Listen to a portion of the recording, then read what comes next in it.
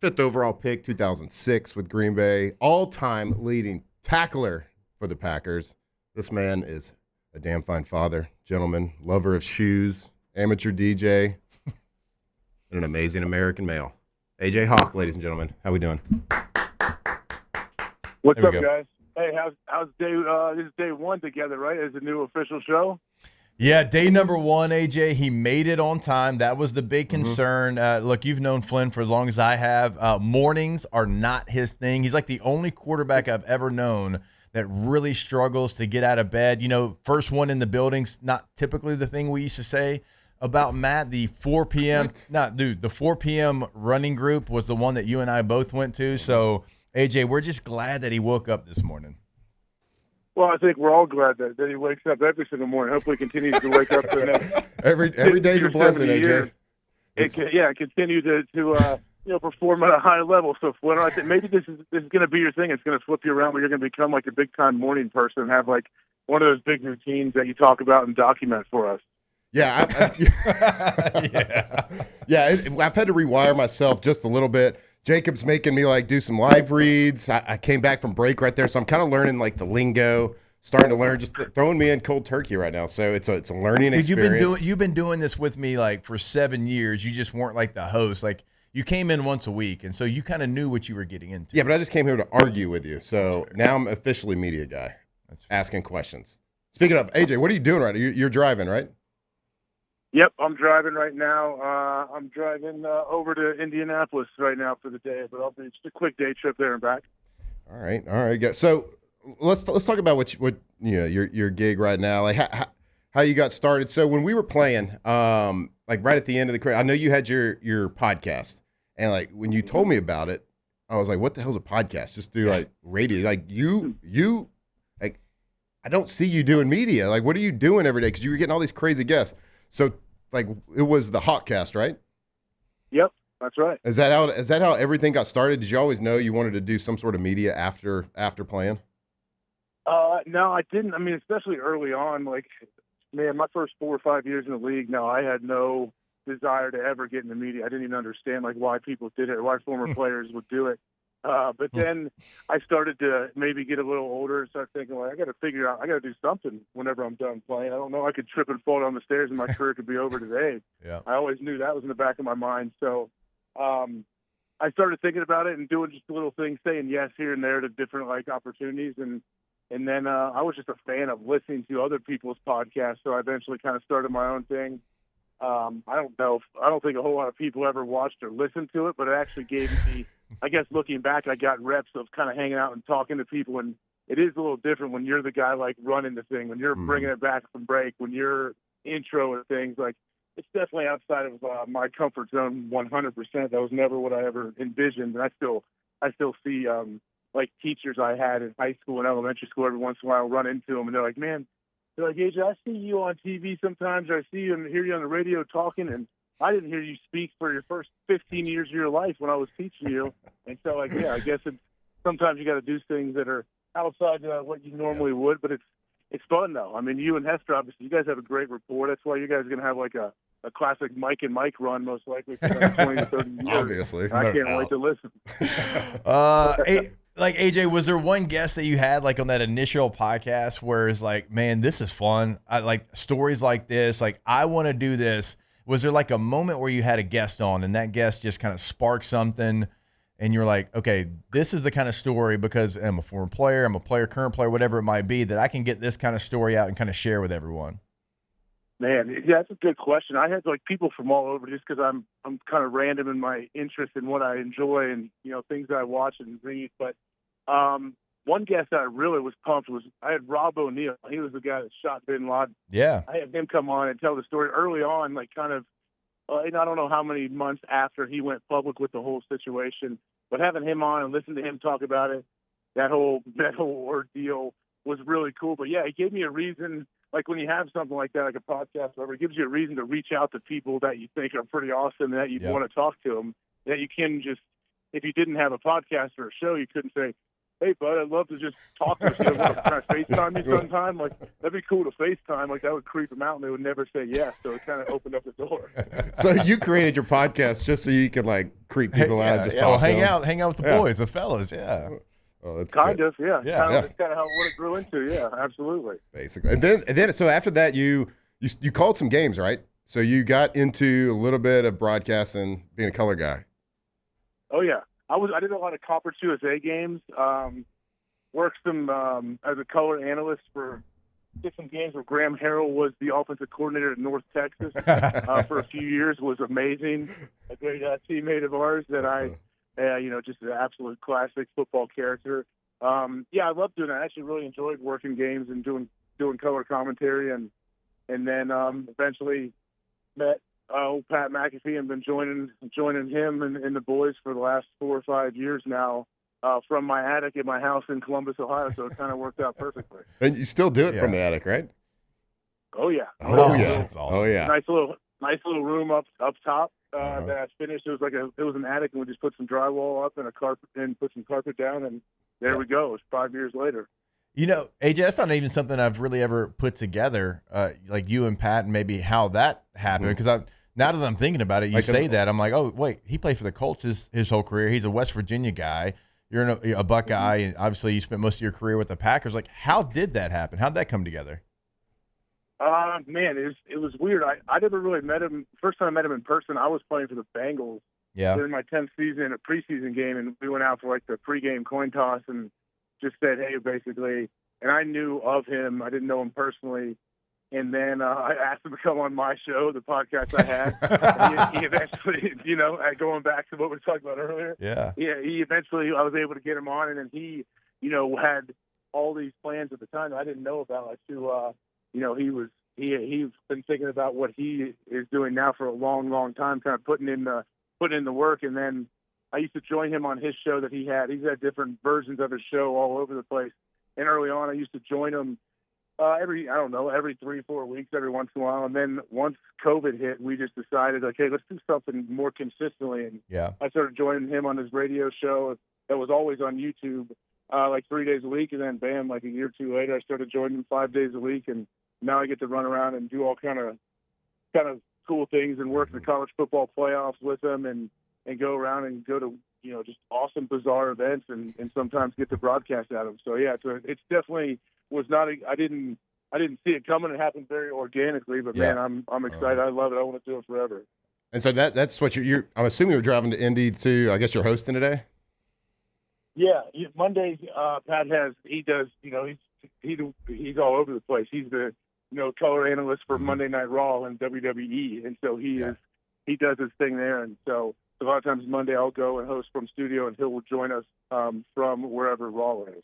Yeah, so the show, the Pat McAfee show, wildly entertaining. AJ is on it almost every day from 12 to 1 Central Time here for our views. So y'all go check it out. I watch it every day when I'm in my office and laugh, and I text AJ when he said something dumb. I thought you were supposed to be slinging my high at that time. Well, I am. We're doing that too, but I watch it in the background. Okay. Oh yeah. So like you say, you get to do like run around doing all sorts of crazy stuff. Like is there one thing that sticks out? Like this, I know y'all did. Was it 2 seasons ago? Y'all kind of did the post like game day show or the Friday game show where on the game day set, and you missed like every single basketball shot. Did you ever make one? Man, see, that's why I love you, Flynn. It's fun. You're setting me up because I didn't miss every single shot. You see a couple of them where I drained them. That's exactly. See, I was one of the listeners to know. Yes, it was perfect. So Pat would we would do a show Friday from the game day set that he'd be working on Saturday, and like all the students and fans would come. And luckily, I think we were at Alabama the first time we did it, and he had a hoop set up. It's a pretty tough shot, and he would have me shoot from the stage out to the crowd. And I think, it might have been my second or third shot, but Pat was offering tuition to whoever for a kid if I made it. And I made the second or third shot, and I made a couple of them. I think I may have made my first attempt, but I've made more shots than I thought I would. To tell you the truth, we haven't done it in a while, but I'm just, man, it does suck though when there's like tuition on the line or money on the line, those kids giving up for these kids. You feel pretty bad when you miss 4 or 5 in a row. Right, on the ones you missed, who knows what happened to those kids? They might They might not be know able to we may afford never- it. They had to go to we'll never community hear from them college again. for the rest of their career. Turning tricks to make But tuition. maybe they'll also, though, think when then maybe they drop out and they invent something really cool that they would have never done if That's they would true. have stayed in school. That's you true. never know. Uh-huh. Oh, well, Making Flynn dreams come Flynn true. definitely co-signs on that, being a general studies major. Uh-huh. Catching up with AJ Hawk here on OTB. AJ, I've got this sort of playing in my mind, and we're just going to workshop it here live on the radio. So obviously, like, you and Flynn are boys. You and Bobby Carpenter are boys. Me and Bob are boys, and me and Flynn are boys. Like, we got to come up with something. And you know me, I'm a self-described meathead, and that's a term of endearment when it comes from me. Like, we've got 3 meatheads between me, you, and Bobby, and Flynn is as close to a meathead as any quarterback's going to be, right? I mean, he enjoys a cold pop or two. He wakes up late. He's kind of got that mentality. He's got fat ankles. I mean, he is kind of a meathead as well. We got to come up with like a quad box of being meathead somehow, some way.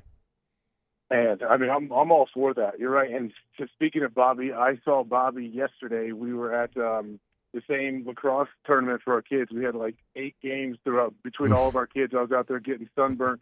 But hey, Splinter, I was no joke though. We brought plenty of My High, pouring in the kids There we water go. bottles in between games. So that was a huge for us. But you're right, Bobby, and especially I wish you guys could see Bob at like kids sporting events. Bobby always has he has a giant. Usually, actually, he went to. So, like 2 weeks ago, I see him at a tournament, and my parents had showed up too. And Bobby's carrying this huge, like backpack Yeti with the tag still on it. But he's like, "Oh yeah, dude, I was at Joe Burrow's charity golf event yesterday, and we got these sweet book bags. Look at this Yeti I got." And they still had the tags on it, and he always gonna wear the free The merch he sticker on gets the from inside. different events. Yes. And he had plenty of booze, cocktails packed into that thing for the full day of games that we were at. But yeah, Bobby will sit there. Bobby's not scared ever. So yeah, I think that's a great idea. There's nothing like carrying a backpack of booze to a youth sporting event. Look, you're not there yet, Flynn. You'll be there. I know. And I Well, know, I'm not judging. So and I know Bob. I know Bob is there. Oh my gosh! Does Bobby do push-ups before he goes to an event like that, so the arms are popping though? Always. So he showed up yesterday. He's lucky for him. The sun's out, so he can wear his cutoff and not feel weird. Because sometimes he'll wear it when it's 30 degrees. But I was sitting there talking to Bobby before one of my kids' games. I'm sitting there and talking, and all of a sudden Bobby just took off in a weird, like, not a sprint, but like a pretty good gait. And he ran across all the fields, and he's so giant, everyone's looking at him. And I yell, I'm like, "What do you do?" He's like, "Go take a leak, hold on." And he ran and he peed in the woods when there was porta potties and stuff, 10 feet from us. Dude, his Bobby's really good. His Bobby's great. I mean, so I'm at AJ's a couple years ago, your birthday party, I believe, and at this party, I look around and they got this little circle coming. So Ohio State known for like a really good string of like white meathead linebackers. Yeah, for sure. And they are all there, just huddled up. Was Laurinaitis there? Laurinaitis was there. Schleggs was there, I believe. Schleggs was Bobby. there. Oh God. Oh, it was unbelievable. And I was like, I just took it in. Yeah. Like, this is incredible. Like, I've never seen a group of big meatheads in such a tight circle. I mean, AJ, who's like Vrabes, maybe like the founder of that? Oh boy, yeah. Like, so Vrabel used to come back and run with us when he was playing for the Patriots, and we were in college. He'd come beat us. We'd run half gassers, and Vrabel would come in.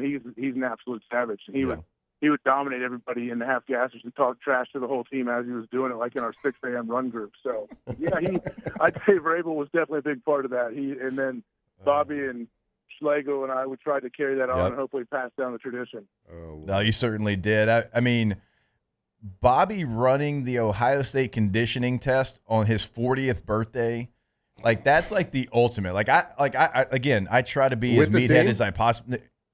He might have done it with. Did he do it with the team or did he do it by himself? I just remember he had radio with me that day, and he's like, "Yeah, man, I ran the conditioning test. I turned 40, and I wanted to just see if I could still do it." And he filmed it, of course. Yeah.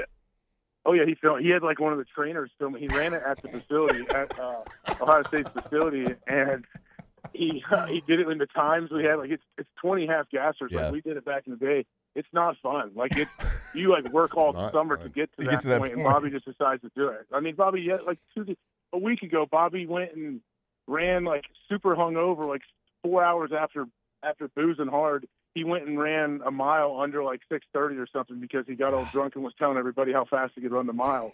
And so he actually woke up and did it the next morning to prove it to his wife and everybody that he was talking to the night before. Oh, I love it. AJ, what's all right, I think this is probably going to be the last question here. So, how's the golf game? You got Tahoe coming up, right? So, Yep. this is is it the Tahoe, what is it, Invitational, the celebrity golf? Yeah, there's the American Century Championship, American as they like to Century call it out Championship. there in Lake Tahoe. Yeah, I played for like 15 years. My game, sometimes people say their game is rounding into form, Leonard. That's how kind of pros speak about it. Sure. What? I think I might be on that path. I think I'm going to be rounding into form. I haven't really played, but I can't wait to get out there. Well, you live right by the where the Memorial the Memorial Tournament. Like I know you've been a big time member there for a while, right? Yeah, well, I'm not so much a member, but my brother-in-law Brady Quinn's a member. So if I need to play for some reason, I mooch onto his account. I just find his account number and let him know. He goes as a big guy. Who are you following this weekend? What's that? Who'd you follow this weekend? Who'd I play with? Yeah, who'd you follow on the tournament this weekend? Oh, I didn't go out there. Sorry, Oh, you guys come kind of muffled. I couldn't exactly hear it. I went out there Friday late when the weather cleared up, just to a house on the course with Scotty Scheffler. He did it again. It's only about probably 5 minutes from my house, where Scotty's just absolutely dominating. So Scotty's on like a Tiger type run, isn't it? You guys, is that real? Yeah. It is real. Yeah, no, it for sure is. I mean, when you see him coming, you're like, yeah, you're Those panicked. guys, people from Texas are built different, aren't they, Flynn? Like half of our studios from Texas. You just got a big cheer here, AJ. That's exactly right. Nice, Yeah. nice. I love it. Ronnie Coleman, Texas finest. I love Ronnie Coleman. It has nothing to do with what we're talking about, but it just made me think of that. My kids always yell lightweight like Ronnie Coleman. So, yeah. All right, AJ.